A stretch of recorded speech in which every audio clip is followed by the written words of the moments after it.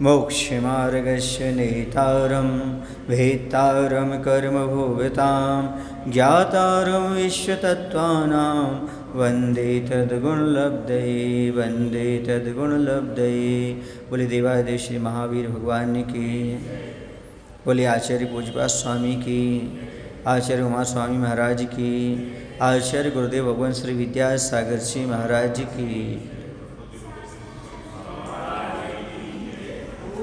हाँ, आभ्यंतर तत्व का वर्णन चल रहा है, जिसमें प्रायश्चित के भेद अपन ने पढ़ लिए थे। अब विनय विकल्प प्रतिपत्यम आह, अर्थम आह। ज्ञान दर्शन चारित्रोपचाराः,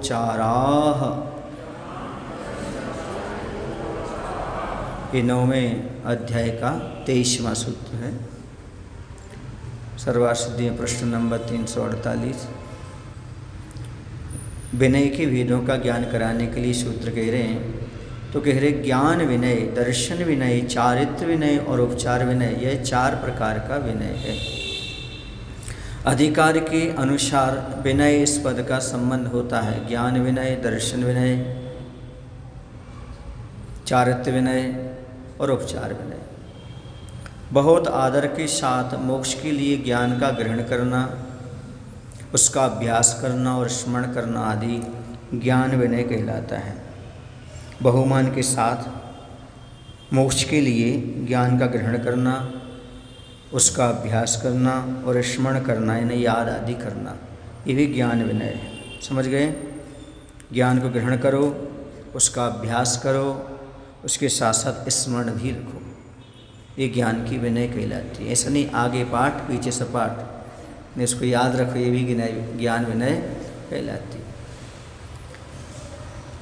संकारी दोषों से रहित तत्वार्थ का श्रद्धान करना दर्शन विनय कहलाती है। शंका आदि जो दोष हैं उनसे रहित होते हुए तत्वार्थ का श्रद्धान करना, यह कहलाएगा दर्शन विनय। सम्यक दृष्टि का चारित्र में चित्त का लगना सो चारित्र विनय है। चारित्र के धारक पुरुषों में भक्ति होना भी चारित्र विनय है। अन्य मुनियों के चारित्र की निंदा नहीं करना और परिसों के जीतने आदि में उद्यम करना और मुनियों को, यह मुनि के चारित्र विनय कहलाता है। अकेले इतने ही नहीं, बल्कि चित्त को तो लगाना ही है चारित्र में, इसके साथ साथ चारित्रवानों की निंदा नहीं करना, हमेशा उनकी विनय करना। अन्य मुनियों को भी परिचय जीतने में उद्यम करना। हम तो कर ही रहे, आप भी क्या करो, परिचय आदि को सहन करो, ऐसा उस प्रकार के और लोगों को और उनका मन बनाना, उत्साह जगाना, ये भी चारित्र विनय कहलाते। क्योंकि चारित्र के प्रति क्या होना, आदर भाव होना, बहुमान होना, ये अपने आप महत्वपूर्ण। इसलिए कोई भी चारित्रवान है ऐसे मुनियों की क्या नहीं करना, कभी आलोचना निंदा आदि के भाव नहीं करना। उनके प्रति चारित्र को जो धारण करने वाले, उनके प्रति भक्ति होना, ये चारित्र की विनय है। ना धर्मोधारण का धर्म के बिना धर्मात्मा के धर्म मिलता नहीं। इसके बिना चारित्रवान की बिना चारित्र कहाँ मिलेगा। इसलिए चारित्र की विनय करना मतलब चारित्रवान की विनय करना। चारित्रवान की विनय की तो आपने चारित्र की विनय कर, ऐसा। जैसे धर्मात्मा की विनय करना, धर्मात्मा की विनय, धर्म की विनय, और धर्मात्मा की निंदा करना सो धर्म की निंदा है। ऐसी चारित्र की विनय, चारित्रवान की विनय करना सो चारित्रवान की विनय, और यदि निंदा कर दी तो निंदा चारित्र की हो गई, ऐसा। इसलिए सम्यक दृष्टि का चारित्र में चित्त लगना चारित्र विनय है। चारित्र के धारक पुरुषों में भक्ति होना, अन्य जो मुनिराज हैं उनकी निंदा नहीं करना, और परिसरों को जीतने के लिए स्वयं और दूसरों को उद्यत करना।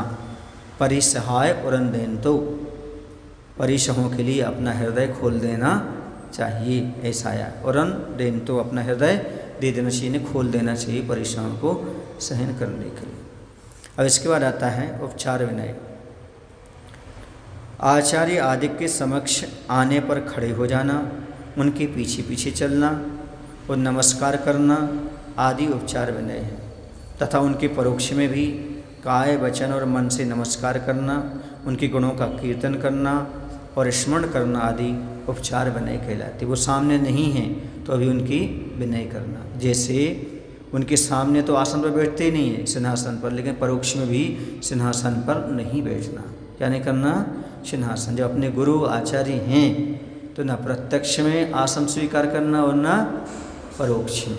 ये भी अपने आप में एक विनय कहलाती है, उनका गुणों का कीर्तन आदि करना।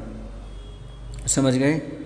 तो आचार्य आदि जो हैं, हमारे गुरु हैं, वो आएँ तो क्या करना? खड़े हो जाना। और जब चलें तो उनके आगे नहीं, पीछे पीछे चलें। व्यवस्था की दृष्टि अलग होती है, चलने की दृष्टि अलग होती है ना। अब आप कहो कि आहार में, तो फिर आगे चलते हैं। और तो कहाँ जाएंगे महाराज? आपको घर ले जाए तो वो अलग चीज़ है। विनय की बात यहाँ पर समझें। जब आप विहार आदि कर रहे हैं तो कभी आगे आगे न चलें विहार आदि में, उस समय विनय के साथ पीछे चलें। चलना है तो बहुत दूर व्यवस्था बनाते हुए चलें, ऐसा। वो उसकी दृष्टि अलग होती है। हाँ, व्यवस्था अलग, व्यवस्था में कहीं हो गए वो। अब इतने सारे चल रहे हैं कि वहाँ स्थानीय नहीं दिख रहा है तो क्या करोगे? हाँ, ये है।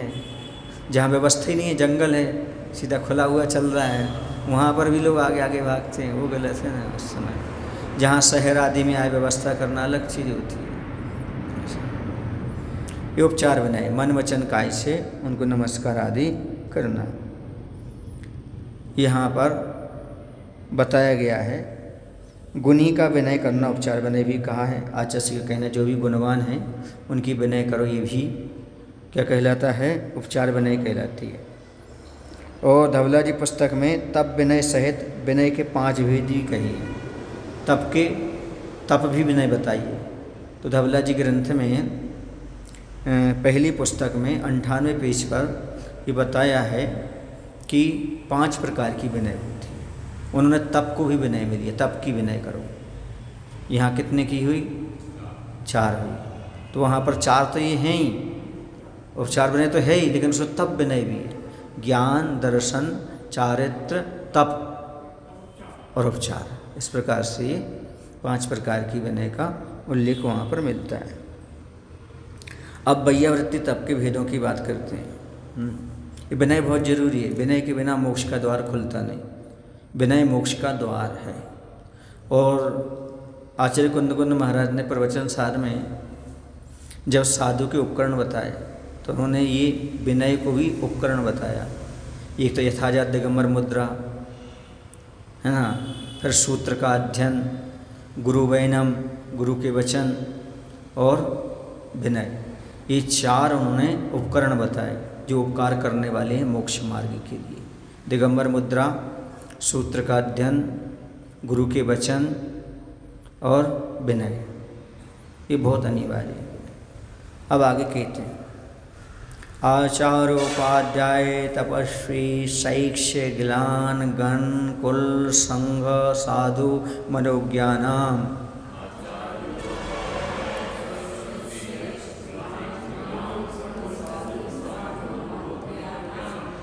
हाँ, अब वैयावृत्ति तप के भेद बता रहे हैं। इस प्रकार की जो आप कल कह रहे थे ना वैयावृत्ति, वो भी कर लेते तो इस प्रकार की नहीं कर पाएंगे। जो मिथ्या दृष्टि अन्य लोग हैं, अन्य मती हैं, कोई जानते नहीं हैं आचार्य क्या, उपाध्याय क्या है, तपस्वी क्या है आदि, उनको भेद ही नहीं मालूम वैयावृत्ति के। वैयावृत्ति के 10 भेद बताए। आचार्य, उपाध्याय, तपस्वी, शैक्ष्य, ग्लान, गण, कुल, संघ, साधु और मनो, इनकी वैयावृत्ति के भेद से वैयावृत्ति 10 प्रकार की हो जाए। ये 10 प्रकार के भेद हैं, इनकी वैयावृत्ति करना सो वैयावृत्ति 10 प्रकार की। वैयावृत्ति के 10 भेद हैं क्योंकि उसका विषय 10 प्रकार का है। यथा आचार्य वैयावृत्ति और उपाध्याय वैयावृत्ति आदि, जिसके निमित्त से व्रतों का आचरण करते हैं वह आचार्य कहलाते हैं। जिनके निमित्त से हम क्या करते हैं? व्रतों का आचरण करते हैं, वो दीक्षा आदि प्रदान करते हैं, उनके माध्यम से वो आचार्य हैं। मोक्ष के लिए पास जाकर जिससे शास्त्र पढ़ते हैं वह उपाध्याय कहलाते हैं। महोपवास आदि का अनुष्ठान करने वाले तपस्वी कहलाते हैं। जो 15 दिन का, महीने का उपवास करते हैं वो तपस्वी कहलाते हैं, उनकी वैयावृत्ति करो। शिक्षाशील शैक्ष्य कहलाते हैं। जो भी शिक्षण ग्रहण कर रहे हैं उनको भी शास्त्र आदि लाना, अनुकूलता बनाना, ये कहलाएगी शैक्ष्य वैयावृत्ति। रोग आदि से क्लांत शरीर वाला गिलान कहलाते हैं। कोई मुनि महाराज हैं लेकिन रोगी हैं तो उनकी वैयावृत्ति अपने हिसाब से होती है, औषधि आदि के माध्यम से। स्थिवरों की संतति को गण कहते हैं। तो गण की भी क्या करना, जो बहुत सारे साधु अपने आत्मकल्याण में लगे हुए हैं वो गण कहलाता है। तो वो अपने गण का पोषण करते हैं और जो भी आत्मकल्याण में लगे हुए हैं वही अब साधना कर रहे हैं वो कहलाएंगे। समझ गए ना? ऐसा। फिर इसके बाद आचार्य दीक्षाचार्य की शिष्य समुदाय को कुल कहते हैं। जो हमारे आचार्य हैं उनका जो पूरा संघ है उसका क्या कहलाएगा? कुल कहलाएगा। 4 वर्ण के श्रमणों के समुदाय को संघ कहते हैं। ऋषि, यति, मुनि और अनगा। चिरकाल से प्रवज्जित को साधु कहते हैं। जिन्हें बहुत साल हो गई, 20-25 साल हो गई, वो क्या कहलाएंगे? साधु कहलाएंगे। लोक सम्मत साधु को मनोग कहते हैं। जिन्हें सब चाहते हैं, सब पसंद करते हैं, वो मनोग कहलाते हैं। यहाँ पर एक और आता है मनोग का, जो दीक्षाई मुखों से भी मनोग कहते हैं। जो दीक्षा लेने के उन्मुख है, उनकी जिनकी दीक्षा होने वाली है इस प्रकार से, वही मनोग कहलाते हैं। और यहाँ मनोग का अर्थ है जो लोग सम्मत, सब लोग जिन्हें पसंद करते हो, चाहते हो, ऐसे साधु को मनोग कहते हैं। इसके बाद इन्हें व्याधि होने पर, परिचय के होने पर व मिथ्यात आदि के प्राप्त होने पर शरीर की चेष्टा द्वारा या अन्य द्रव्य द्वारा उनका प्रतिकार करना वैयक्ति तब है। ये हो गए 10 प्रकार। एक ये बता दिया। उनकी वैयक्ति कैसे करना? इन्हें व्याधि होने पर, परिचय के होने पर या मिथ्यात आदि के प्राप्त होने पर शरीर की चेष्टा द्वारा या अन्य द्रव्य द्वारा उनका प्रतिकार करना वैयक्ति तप है। यह समाधि की प्राप्ति, विचिकित्सा का अभाव और प्रवचन वत्सलता की अभिव्यक्ति के लिए किया जाता है। वैयक्ति नहीं कर तो समाधि नहीं बनती। इसलिए समाधि के लिए, अंत भला करने के लिए वैयक्ति जरूरी है। ये भी लिखा है, हमें याद नहीं आ रहा कहाँ पर लिखा है, जो अपने गुरु से ऊंची आसन पर बैठता है उसके मरण बिगड़ जाता है, समाधि बिगड़ जाती है, उसकी संलिग्न बिगड़ जाती है। अब कई बार देखने में ऐसा आता है कि साधु परमेष्ठी आए, अब बहुत से लोग कुर्सी पर बैठे रहते हैं और महाराज वहाँ नीचे पाटे पर दर्शन करके निकल जाते हैं, वो आसन ही नहीं छोड़ पाते हैं। ये सब असमाधि के कारण बनते हैं। आहाचर्या में आहाचर्या साधु की चल रही है, साधु खड़े हैं और वो वहाँ स्टूल डाल कर बैठ जाते हैं। कुछ लोग आहाचर्या के समय स्टूल डाल के बैठ जाते हैं, सामने बैठ जाते हैं कई लोग। तो ये असमाधि के कारण बताएं। किसके कारण बताएं? अब उन्हें कौन समझाए? अपन समझाओगे तो उनको ऐसा लगेगा महाराज सम्मान तो नहीं चाह रहे, हमसे बैठते नहीं बन रहा और महाराज ऐसा बोल रहे हैं। ये असमाधि के कारण है। असमय में मरण हो जाता है, वो समाधि नहीं कर पाते यदि गुरु के सामने इस प्रकार की विनय नहीं कर पाते। इसलिए उपचार विनय को भी बहुत महत्वपूर्ण रखा हुआ। समझ गए? कभी भूल कर भी गुरुजनों से यदि आगे जब तक खड़े रहो, जब तक वो नीचे आसन पर बैठे हैं या फिर वो भाई दर्शन कर रहे हैं, भगवान कुछ भी कर रहे हैं या आहाचर्या कर रहे हैं, या फिर आप वहाँ से कक्ष छोड़ के चले जाओ, दूसरी जगह जा कर के कुर्सी आदि पर बैठो। ये उपचार विनय बहुत जरूरी है ना। इस प्रकार से क्यों? समाधि की प्राप्ति के लिए वैयक्ति चाहिए।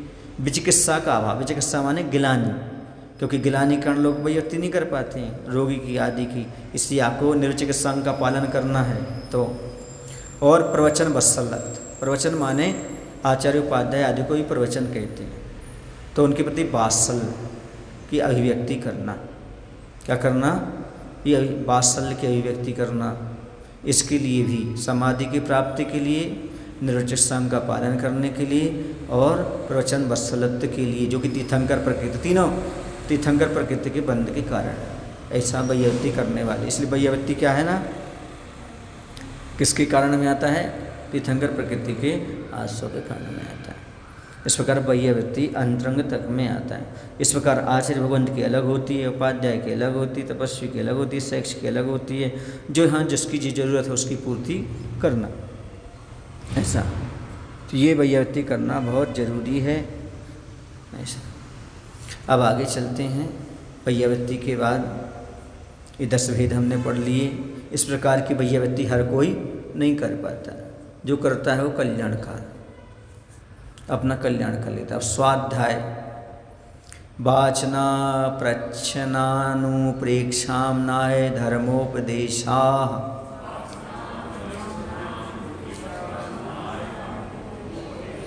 वाचना, प्रच्छना, अनुपेक्षा, आमनाय और धर्मोपदेश, यह 5 प्रकार का स्वाध्याय होता है। कितने प्रकार का होता है? 5। तो सबसे पहले आता है वाचना। ग्रंथ, अर्थ और उभय दोनों का निर्दोष प्रदान करना सो वाचना कहलाता है। समझ गए? निर्दोष ग्रंथ, ग्रंथ माने अक्षर शुद्ध पढ़ाना, और अर्थ दोनों का प्रदान करना। जैसे भक्ति आदि पढ़ रहे, उसमें उच्चारण भी हो रहा है और उसका अर्थ भी निकल रहा है, ये कहलाएगी वाचना। दोनों प्रदान करना, अक्षर और अर्थ दोनों प्रदान करना, ये वाचना कहलाती है। कहीं कहीं पर ये भी आया है, मूलाचार आदि ग्रंथ है, शास्त्र का व्याख्यान करना भी वाचना है। समझ गए? शास्त्र को व्याख्यान कर रहे हैं, सामने वाला सुन रहा है, व्याख्यान चल रहा है, यह भी वाचना कहलाता है। संशय का उच्छेद करने के लिए अथवा निश्चित बल को पुष्ट करने के लिए प्रश्न करना प्रच्छना कहलाता है। समझ गए? संशय को दूर करने के लिए, कोई संशय आ गया उसे दूर करना, या फिर विषय को और दृढ़ करना है तो उसको और एक बार पूछ लिया, कन्फ्यूजन ना हो। हाँ, इस प्रकार से यह प्रच्छना, पूछना, शंका समाधान, जिज्ञासा समाधान, ये सब प्रच्छना स्वाध्याय है। जाने हुए अर्थ का मन में अभ्यास करना अनुप्रेक्षा है। मोहर मोहर अनुचिंतनम अनुपेक्षा।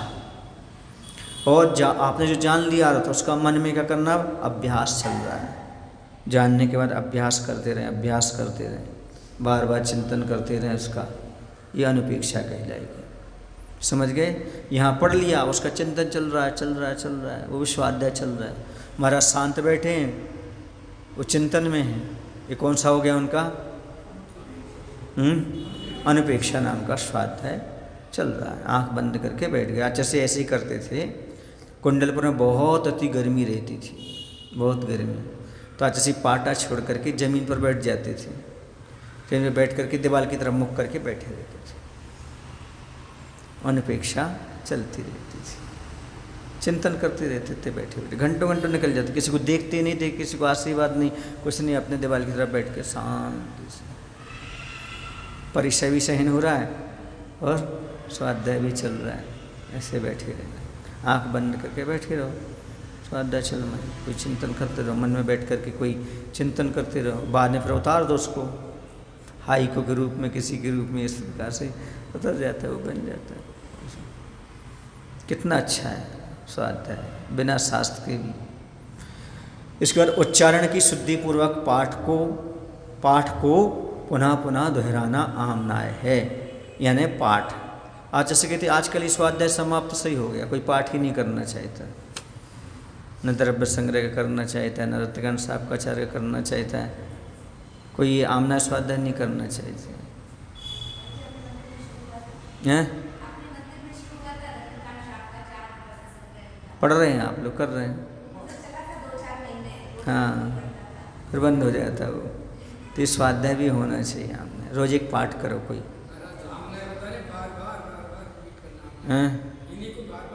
हाँ, बार बार पढ़ो।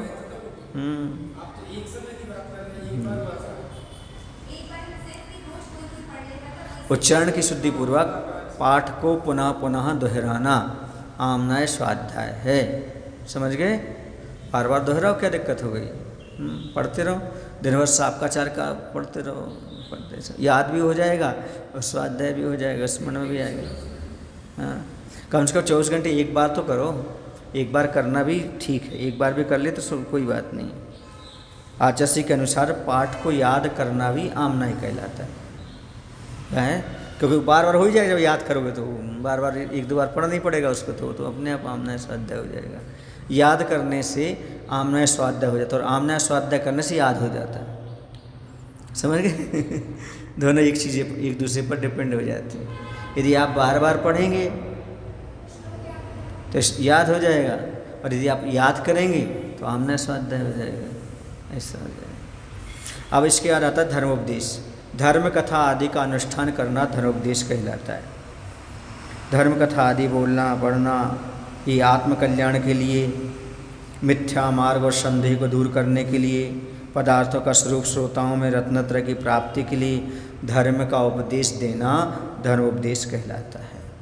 कथा के माध्यम से पहले आचार्य ज्ञान सागर के पहले सब ऐसे ही करते थे, ग्रंथ से सुनाते थे, पढ़ाते थे। और आचार्य ज्ञान सागर जी ने बिना शास्त्र के सुनना शुरू किया, फिर सब चल गई परिपाटी। फिर बिना शास्त्र के भी प्रवचन वगैरह होते रहते हैं, चलता रहता है। धर्मोपदेश में मुख्य रूप से संवेदनी और निर्वेदनी दो प्रकार की कथाओं का व्याख्यान करता है। आक्षेपणी और विक्षेपणी कथा नहीं, 4 प्रकार की कथाएं आती हैं आगम में, आक्षेपणी, विक्षेपणी, निर्वेदनी और संवेदनी। 2 कथाओं का व्याख्यान मिलता है धर्मोपदेश में, संवेदनी और निर्वेदनी, जिससे संसार से भय हो जाए और शरीर भोगों से विरक्ति हो जाए, ऐसा पापों से भय हो जाए, ऐसी कथाएं करो, यही आपका उपदेश है। ऐसी कथाएं जिससे बैराग आए।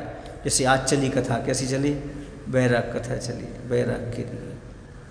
तो बैराग परख हो ताकि आदमी संसार से बैराग को धारण कर सके, इसी का नाम धर्मोपदेश है। और यहाँ वहाँ की कहानी सुनानी, नल्ला मसरूरीन और करण फलाने, ये कहानी नहीं आती धर्मोपदेश में, जिसमें आदमी को क्या है, बैराग वगैरह आए, कल्याण के मार्ग पे बढ़े, वो है। या फिर आपको इतनी टेकल होना चाहिए उस कहानी को, आप बैराग परख बोल सकें, कह सकें तो अच्छा है। मत हंसने के लिए नहीं कहानी होती है ना,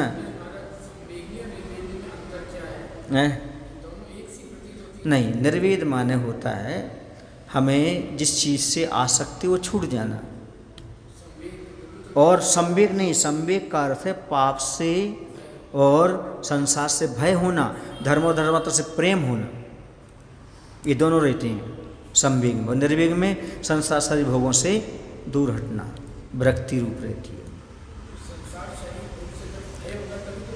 नहीं, संसार शरीर और भोग सब कनेक्ट तो सबसे रहेंगे ही, एक दूसरे कनेक्ट से ही रहेंगे। वो तो महाभारत किसका नाम है? 5 पापों का त्याग। संवेग भाव क्या है? भय उत्पन्न होना उससे, और यहाँ धर्म धर्मात्माओं से प्रीति होना, इस प्रकार से हो जाएंगे। और निर्वेद मतलब अलग, अपने अलग अंदर से ही क्या हो जाना, उसके प्रति त्याग के भाव हो जाना। भयभूत होना अलग है और त्याग करना अलग है, दोनों बहुत अंतर। हाँ चलिएगा, सबके अलग अलग हैं। शंका, यह पूर्वोक्त 5 प्रकार का स्वाध्याय किस लिए किया गया जाता है?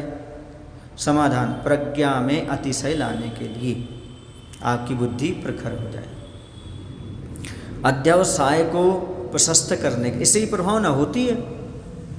जो कोई मुनि महाराज अच्छे प्रवचन करते हैं, जिनके माध्यम से लोग सुधरते हैं, उनको भी लगता है अरे इतना अच्छा शिव सम, इतने सारा ज्ञान उनको भी मिलता है, तो प्रभावना भी होती है, वात्सल्य बढ़ता है, भक्ति भी आती है, सब चीज़ें होती हैं। तो प्रज्ञा में अतिशय लाने के लिए आपकी वाणी में अतिशय हो जाता है, जो बोलो वो हो जाता है, ये प्रज्ञा का अतिशय भी होता है, बुद्धि का। और अध्यवसाय को प्रशस्त करने के लिए और परम संवेग के लिए, तप में वृद्धि करने के लिए, तप की क्या हो जाए, वृद्धि हो जाए, और अतिचारों में विशुद्धि लाने के लिए। क्योंकि जब हम स्वाध्याय करते हैं तो हमें मालूम पड़ता है कहाँ कहाँ हम दोष लगा रहे हैं, कहाँ कहाँ अतिचार हो रहे हैं, तो उससे हम विशुद्ध हो जाते हैं, शुद्ध हो जाते हैं। इसलिए तो स्वाध्याय को तप कहा गया है, इसलिए कहा है। ये सारी चीज़ें परिमार्जित स्वाध्याय से ही होती हैं।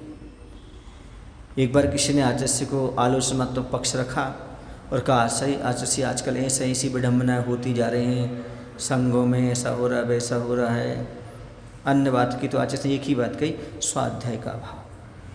जहाँ जहाँ स्वाध्याय का भाव होगा वहाँ वहाँ ये सारी विडम्बनाएँ खड़ी होंगी, और इस स्वाध्याय समीचीन चलता रहेगा तो फिर ये सारी चीज़ें नहीं। पहली चीज़ तो स्वाध्याय जब करते हैं ना तो हमारा समय जो होता है ना व्यर्थ की बातों में लगते नहीं, हमारा उसका सदुपयोग हो जाता है।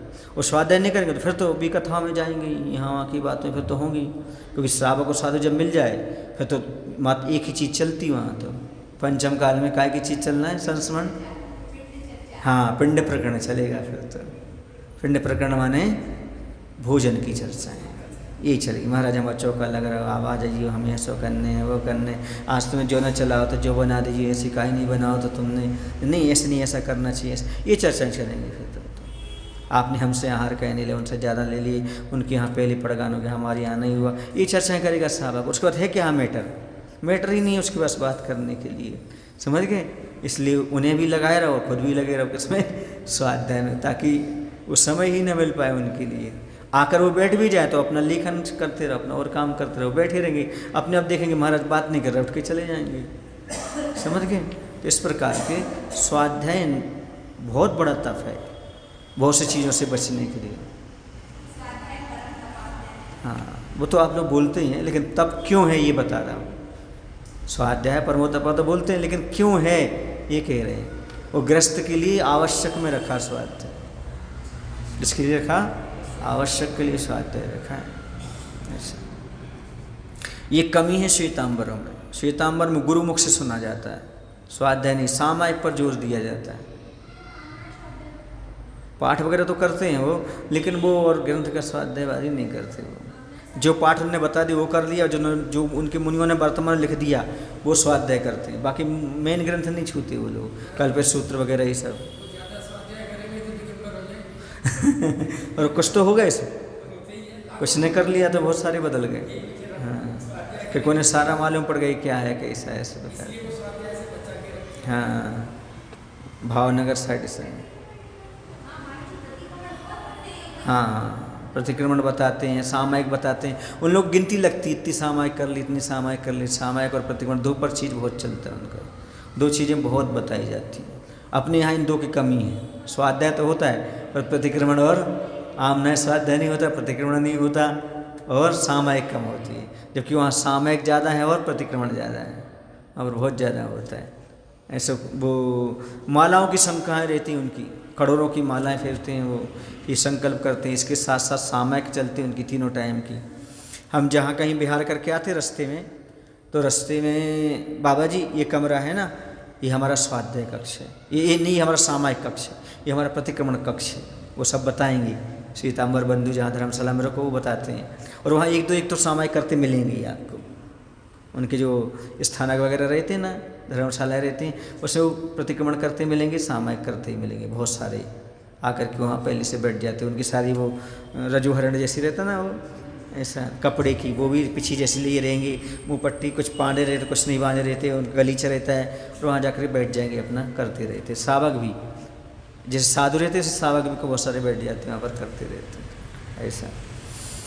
तो ये स्वाध्याय बहुत ज़रूरी है। स्वाध्याय के माध्यम से ही चर्या मालूम पड़ती, क्या सही है क्या गलत है, और हमारा श्रद्धान भी जगता है। स्वाध्याय के बारे में भगवती आराधना में हमने पढ़े थे 18 लाभ पढ़े थे। कितने? स्वाध्याय करने से 18 लाभ होते हैं। सबसे पहला उन्होंने लाभ लिखा था वात्सल्य की वृद्धि होना। दूसरा लाभ लिखा था भगवान की आज्ञा का पालन करना हो जाता है, क्योंकि उन्होंने कहा स्वाध्याय करो 6 आवश्यक में, आवश्यक का पूर्णता हो जाती है। प्रवचन उपदेश देने की कला आ जाती है, पूर्वापर विचार करने की क्षमता आ जाती है, वैयावृत्ति के भाव जागती हैं, और वैयावृत्ति के साथ साथ भक्ति, देवशास्त्रों में भक्ति प्रखर हो जाती है। प्रज्ञा क्या होती है आपकी? तेज होती, तीक्ष्ण होती, अतिशय इसमें दिखाया बताया ही इसमें। और बहुत सारी शंकाओं का निराकरण, संकेत आदि अंक प्राप्त हो जाते हैं। ऐसे उसमें कितने बताएं? हाँ, समाधि ये भी बताया, रत्नत्रय की प्राप्ति, अंत में समाधि आदि, बोधि समाधि निधानम, ये बहुत सारे उसमें लाभ बताए थे। इस प्रकार से 18 लगभग हमें याद हैं, इतने लाभ उनमें बताया गया था। ये है स्वाध्याय करने के लाभ। तप की वृद्धि होती है, निर्दोष से भी पता है, चारित्र का पालन होता है, अतिचारों का ज्ञान होने से विशुद्धि बढ़ती है स्वाध्याय करने से। और अभी देखें तो वर्तमान में विषमता में समता रखना हो तो स्वाध्याय करें, समय का सदुपयोग करना है तो स्वाध्याय करें, और अपने भावों को परखना है, परिमार्जन करना है तो स्वाध्याय करें, और सामने वाले के उत्तर दे सकें क्या गलत है क्या सही है, इसके लिए भी हमारे लिए प्रज्ञा चाहिए, ज्ञान चाहिए। कोई सामने वाला उपदेश दे रहा है, गलत दे रहा है सही दे रहा है, इसका निर्णय भी करने के लिए चाहिए, निर्णय क्षमता भी आ जाती है, और दृढ़ता तो आती है, ये स्वाभाविक है। वैराग्य आता है, दृढ़ता आती है, ये सब चीज़ें हो जाती हैं, और क्षमता की वृद्धि होती चली जाती है। इसलिए स्वाध्याय हमेशा करते रहना चाहिए, चाहे कुछ भी हो, कैसी भी स्वाध्याय कभी छोड़ना, चाहे उपवास हो चाहे कैसी हो, स्वाध्याय तो करते जाओ। अब आगे कहते हैं, व्युत्सर्ग तप के भेदों का ज्ञान कराने के लिए आयु का सूत्र कहते हैं, बाह्याभ्यंतरोपध्यो, बाह्य और अभ्यंतर उपधि का त्याग, यह दो प्रकार का व्युत्सर्ग है। विसर्ग का शाब्दिक अर्थ होता है त्याग करना। क्या होता है? त्याग करना। तो व्युत्सर्जन करना व्युत्सर्ग है, जिसका अर्थ त्याग होता है। वह दो प्रकार का है, बाह्य उपधि त्याग और अभ्यंतर उपधि त्याग। आत्मा से एकत्व को नहीं प्राप्त हुए ऐसे वास्तु, वास्तु माने घर, धन और धान आदि बाह्य उपधि, ये बाह्य उपधि और क्रोध आदि रूप। यहाँ पर मुनि मार्ग के लिए शरीर ले लो, शरीर है, पिछी कमंडल है, ये सारी चीज़ें तो उपधि हैं, ये बाह्य हैं। और क्रोध आदि रूप आत्मभाव अभ्यंतर उपधि हैं। कौन से भाव हैं? आत्मभाव हैं, क्रोध आदि भी बिना आत्मा के नहीं होते। आत्मा के स्वभाव नहीं, पर आत्मा के भाव हैं, ये ध्यान रखना। तथा नियत काल तक या यावत जीवन पर्यंत तक काय का त्याग करना भी अभ्यंतर उपधि त्याग कहा जाता है। आगे ना शरीर का त्याग करना भी, कुछ समय के लिए त्याग कर दिया, जैसे उपवास में 4 घंटे पिछी कमंडल का, शास्त्र का त्याग, पिछी भी नहीं छूना, शास्त्र भी नहीं छूना, कुछ नहीं छूना, बस बैठ जाओ 4 घंटे तक ऐसे ऐसे बैठे। अब मच्छर काटे कुछ भी, अब पिछी तो छूने नहीं आपको, सहन करो परिसर सबको जब तक, समझ गए? 4 घंटे 8 घंटे उपधि का त्याग कर देना, शरीर का त्याग, ऐसा ही काश्य। और क्या ठीक है, कहलाता है 2 घंटे तो वैसे ही हो जाता साधुओं का, जो सामयिक करते हैं तो दिन में तो 3 बार करते हैं, तो 3 घंटे तो वैसे ही हो जाते हैं, है ना। तो ये सारा शरीर आदि का त्याग कर देना। यह निसंगता, निर्भयता, जीविताशा का व्युदास आदि करने के लिए किया जाता है। निसंग परिग्रह से रहित होना, निर्भय होना, मैं शरीर को परिग्रह नहीं मानता, इसलिए उससे क्या हो गया, शरीर कायु सर्ग में बैठ गया। निर्भयता, भय नहीं है, क्या होगा कैसा होगा, वो जीने की कोई आशा आदि नहीं, जो होगा सो ठीक है, जीवन पर्यंत तक के होते ना, इसलिए ऐसा। यहाँ पर जो बताया जा रहा है उपधि का अर्थ है, ये हम पढ़ कर के आए। उपधि से उपकरण भी लेना, आचस्य का अर्थ है उपकरण, पिछी कमंडल, शास्त्र आदि भी उपकरण कहलाते हैं, इनका भी समय के लिए त्याग कर सकते हैं। और अभ्यंतर तो आप जानते, क्रोध मान माया लोभ मिथ्या इतिहास रति अरति है, ऐसा शोक भय जुगुप्सा आदि है, अभ्यंतर दोष है, इनका त्याग कर देना। मिथ्या सबसे बड़ी उपधि है, इसका भी त्याग करना। अब इसके बाद यह जो उपधि का प्रकरण हुआ, अब यहाँ पर विशेष अर्थ में कह रहे हैं, यहाँ यह प्रश्न होता है कि जबकि 5 महाव्रतों में परिग्रह त्याग का उपदेश दिया है, 10 धर्मों में त्याग धर्म का उपदेश दिया है, तथा 9 प्रकार के प्रायश्चित्तों में व्युत्सर्ग नाम का प्रायश्चित अलग से कहा है। ऐसी अवस्था में पुनः व्युत्सर्ग तप का अलग से कथन करना कोई मायने नहीं रखता, क्योंकि इस प्रकार एक ही तत्व का पुनः पुनः कथन करने से पुनरुक्त दोष आता है। समाधान यह है कि 5 महाव्रतों में जो परिग्रह त्याग महाव्रत है, उसमें ग्रस्त संबंधी उपधि के त्याग की मुख्यता है। यहाँ पर किसको? ग्रस्तों को भी 12 तप करना है, तो कैसे करेंगे ग्रस्त भी? तो ग्रस्त के लिए कहा गया घर का त्याग करना। सब ग्रह दिखाना, उसमें क्या लिखा है? वास्तु धन धान, ये साधु की तो होती नहीं, ये किसकी होंगी? हाँ, ग्रस्त की अपेक्षा भी मुख्यता, ये पंडित जी का अपना चिंतन है। त्याग धर्म में आहार आदि विषयक आसक्ति के कम करने की मुख्यता है। व्युत्सर्ग प्रायश्चित में परिग्रह त्याग करने में लगने वाले दोष के परिमार्जन की मुख्यता है। और व्युत्सर्ग तप में वसति का आदि बाह्य व मनोविकार तथा शरीर आदि अभ्यंतर उपधि में आसक्ति के त्याग की मुख्यता है, इसलिए पुनरुक्त दोष नहीं आता है। पुनरुक्त मैंने पहले बार बार उसका कथन करना, ऐसा यहाँ पर इस प्रकार से यहाँ कहा गया। अब कहते हैं जो बहु वक्तव्य ध्यान पृथक स्थापित कराए हैं, उसके भेदों का कथन करने इस समय प्राप्त काल है, तथापि उससे उल्लंघन करके इस समय ध्यान के प्रयोक्ता स्वरूप और काल का निर्धारण करने के लिए आगे का सूत्र कहते हैं। अब यहाँ पर ध्यान की बात है। उत्तम सहनस ऐकाग्र चिंता निरोधो ध्यान मांतर मुहूर्तात्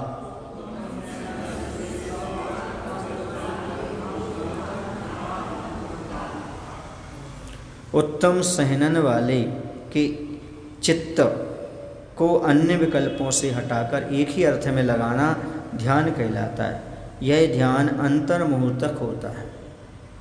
एक ही विषय पर अधिक समय तक टिकेगा तो अंतर्मुहूर्तक, और विषय वस्तु बदलना पड़ती है। तो उत्तम सहनन वाले का एक विषय में चित्तवृत्ति का रोकना ध्यान जो अंतर्मुहूर्त काल तक होता है। आदि के वज्र शब्द नाराज सहनन, वज्र नाराज सहनन और नाराज सहनन, ये तीन सहनन उत्तम कहलाते हैं। और आज तीनों कौन से हैं? हीन सहनन। ये तीनों ही ध्यान के साधन हैं। कौन से? वज्र शब्द नाराज सहनन, वज्र नाराज सहनन और नाराज सहनन, ये तीन सहनन उत्तम है। ये तीनों ही ध्यान के साधन हैं। मोक्ष का साधन तो प्रथम ही है। जिसके ये उत्तम सहनन होते हैं वह उत्तम सहनन वाला कहलाता है। उस उत्तम सहनन वाले के यहाँ इस पद द्वारा प्रयोक्ता का निर्देश किया गया है। अग्र पद का अर्थ मुख है। जिसका एक अग्र होता है वह एकाग्र होता है। एक अग्र माने एक मुख, माने एक ही तरह उसका ध्यान रहता है, उसका मन एक ही जगह प्रयुक्त हो, एकाग्र हो गया। और नाना प्रकार के मुख है तो व्यग्र हो गया। नाना पदार्थों का अवलंबन लेने से चिंता परिस्पंदवती होती है। उससे अन्य अशेष मुखों से लौटाकर एक अग्र अर्थात एक विषय में नियमित करना एकाग्र चिंता निरोध कहलाता है।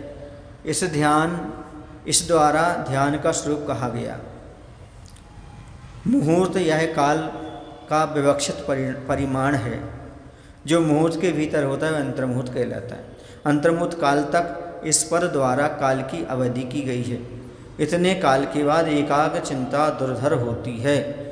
फिर एकाग्र चिंता रखना बहुत मुश्किल हो जाता है। अंतर्मुहूर्त काल तक होती है। शंका, यदि चिंता के निरोध का नाम ध्यान है और निरोध अभाव स्वरूप होता है, इसलिए गधे के सींग के समान ध्यान असत ठहरता है। ठहरे हैं।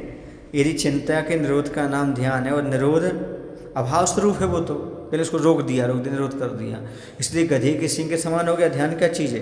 हमें पॉजिटिविटी क्या मिली उसमें? सब छोड़ दिया तो। जैसे महाभारत कैसे कहते हैं? अब छोड़ना कहा आपने, अब अभाव सद्भाव कैसे होगा? हाँ, तो ऐसे यहाँ पर कहा जा रहा है। समाधान, यह कोई दोष नहीं, क्योंकि अन्य चिंता की निर्वृत्ति की अपेक्षा वह असत कहा है और अपने विषय रूप से प्रवृत्ति होने के कारण वह है सत का है। समझ गए हैं? ऐसा। अब वो पाप की क्रिया छोड़ देते हैं लेकिन पुण्य में लग जाते, वही महाभारत है। रत्नात्रय पुण्य स्वरूप है, धर्म स्वरूप है। और यहाँ पर ध्यान का अर्थ अन्य विषय से हट गए, एक विषय पे आ गए। क्योंकि अभाव भावांतर स्वभाव होता है और अभाव वस्तु का धर्म है। यह बात सपक्ष सत्व विपक्ष व्यावृत्ति इत्यादि हेतु के अंगादि के द्वारा सिद्ध होती है।